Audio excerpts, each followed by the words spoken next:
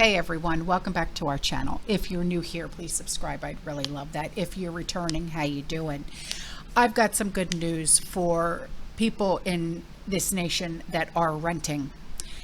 Well, as rents and eviction rates rise across the country, more cities and states are debating rent control policies, which housing advocates say are needed to help more people in their homes. Rents in booming housing markets like where I live in Tampa and in commuter towns have been rising way too much and too quickly.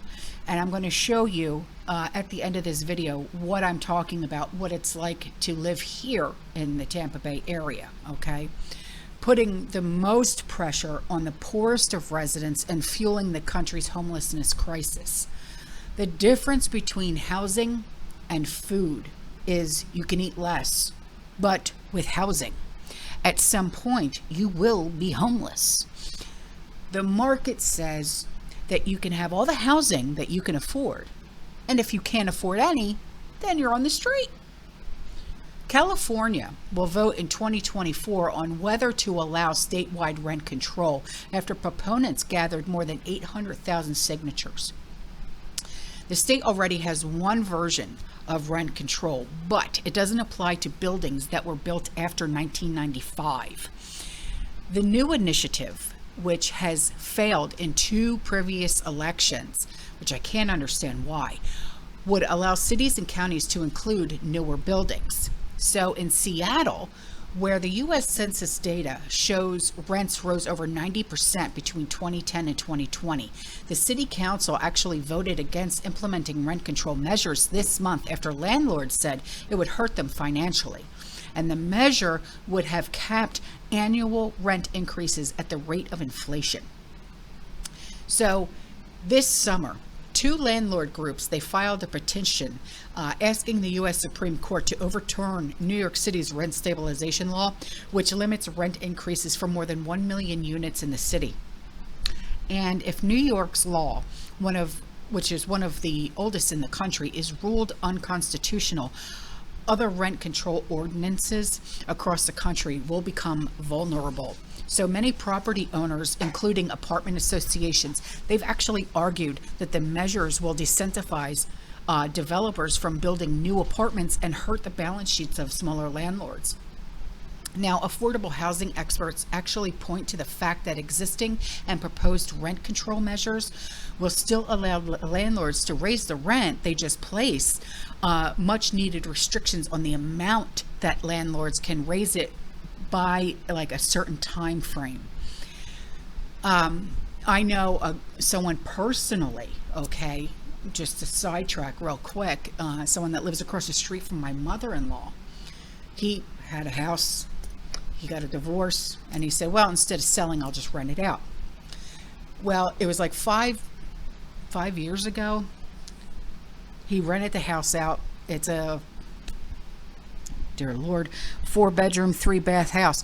5 years ago, he was renting it out at like $1,000 a month. All right, cool. 4-bedroom, 3-bath, hell yeah, right? 2020 comes around. He's now trying to rent it out at $4,000 a month. Excuse you? Hold on. But wait. So now he couldn't sell it because he tried to sell it, put it on the market, took it off the market, put it on the market, took it off the market, put it on the market, took it off the market. He finally got someone in there, and then he evicted them.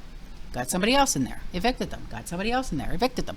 It's like, man, you're trying to win a losing battle over here, man. Either shite or get off the pot. You know what I'm saying? So affordable housing experts, they point to the fact that existing and proposed rent controls, like I said, they will allow you to raise your rent, but don't try and raise it 1,000% within a 30 days notice. You know, I mean, because that's exactly what's happening, especially around here. So rent control and rent stabilization places limits on how much you can raise the rent each year, okay? But around here, they're literally doing it every 90 days. They're raising it, and it's just like, yo, what are you, a slumlord? Get out of here, you know? And they can be and are often updated by rent control boards, which regulate the policies in many cities and towns. Now, in recent years, places that have weak rent stabilization measures, including Phoenix, Nashville, and Vegas, they saw rents raised by more than 20% on average. Now, in places with the highest rents, like New York City and some cities across California, rent control is especially strong protection for renters. But even California's current increase limit of 10% can cause rents to quickly escalate to a dollar amount that a tenant just cannot afford. And if they are in a unit that's already expensive for them, they're shite out of luck. So when the rent does elevate to an amount that is unrealistic for a tenant, they often have to leave the house, right? And almost as if they're being evicted. It's a housing experts argue. And it's an argument that nobody wins at this game. Nobody wins, all right? So the most unethical landlords in places with weak protection sometimes raise the rents just to get a tenant out of a unit instead of taking them to court over an eviction. So raising rents, displacement of formal evictions, all contribute to the nation's homelessness epidemic and the housing. And nearly 1/3 of the U.S. homelessness population, they live in California, which has the greatest number of rent-burdened households. It's so much easier to keep someone housed and cheaper to keep someone housed than it is to deal with the situation after they lose their housing. So what cities and states have rent control? Well, in Oregon in 2019, Oregon became the first state to enact a statewide rent control. The law restricts rent increases to 7% plus inflation. In recent years, that meant that landlords, they're allowed to hike the rent by up to 14%. In New Jersey, they have historically had some of the strongest statewide tenant protections in the country, in addition to local rent control ordinances, and there are concerted efforts from landlord groups to chip away at them. So what cities and states are debating rent control? In Minneapolis, in June, Minneapolis City Council voted not to put a 3% rent increase cap on the ballot in the fall after advocates in 2021 decided to allow the council to regulate rent policies. In Colorado, in April, state lawmakers failed to pass a bill that would have allowed cities to place limits on rent increases, and the bill would have allowed rents to rise higher than inflation, and that's disgusting if you ask me. In cities and states currently debating rent control measures, developers will keep building no matter what because they can still make money by charging above market rents to begin with in luxury apartments. So uproar from landlords about rent control hurting their bottom line falls flat. It falls flat because rent control boards allow owners to apply for opportunities like hike rent beyond the rent control limit if their businesses are hurting. Now, housing department officials in LA have said that most of the applications from landlords, they get approved. And high housing costs are a difficult reality for many Americans. Now in California, for example, over 500,000 of LA County residents spend more than 90% of their income on rent.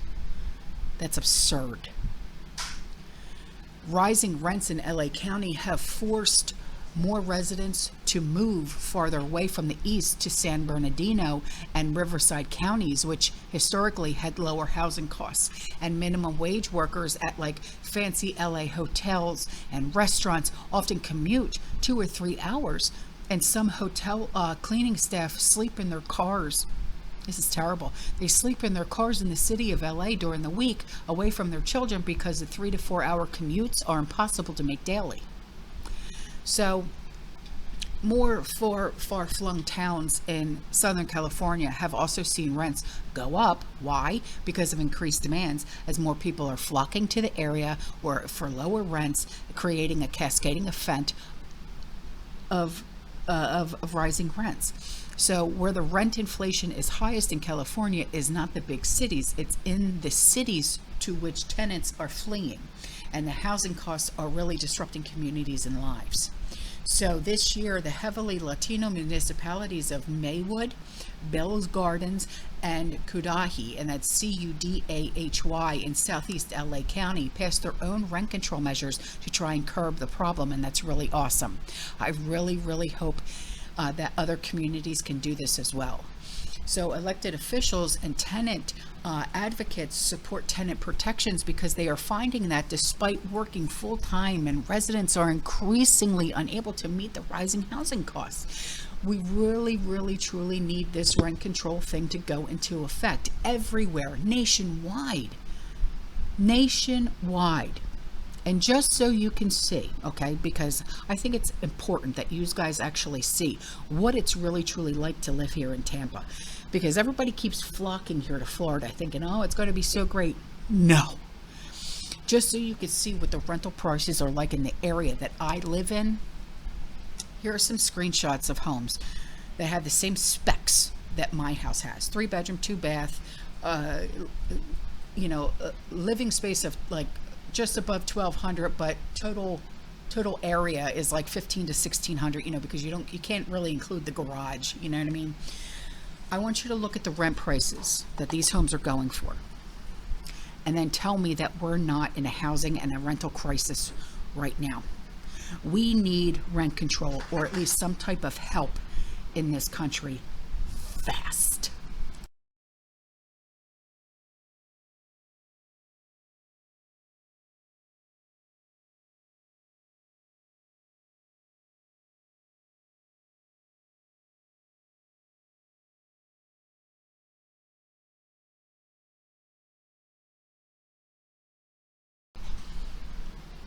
How about them prices? All right, guys, I'm out of here. I will see you in the next one. You stay safe, you stay positive, you keep prepping, and as always, fear less. Ciao.